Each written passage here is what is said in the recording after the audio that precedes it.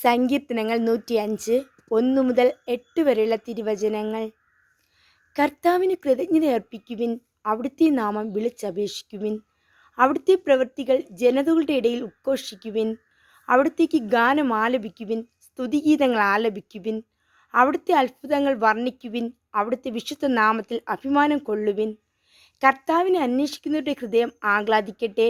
കർത്താവിനെയും അവിടുത്തെ ബലത്തെയും അന്വേഷിക്കുവിൻ. നിരന്തരം അവിടുത്തെ സാന്നിധ്യം തേടുവിൻ. അവിടുന്ന് ചെയ്ത വിസ്മയവഹങ്ങളായ പ്രവൃത്തികളെ ഓർക്കുവിൻ, അവിടുത്തെ അത്ഭുതങ്ങളെയും ന്യായവിധികളെയും തന്നെ. അവിടുത്തെ ദാസനായ അബ്രാഹത്തിൻ്റെ സന്തതികളെ, അവിടുത്തെ തിരഞ്ഞെടുക്കപ്പെട്ടവനായ യാക്കോബിൻ്റെ മക്കളെ ഓർമ്മിക്കുവിൻ. അവിടുന്നാണ് നമ്മുടെ ദൈവമായ കർത്താവ്. അവിടുത്തെ ന്യായവിധികൾ ഭൂമി മുഴുവൻ ബാധകമാകുന്നു.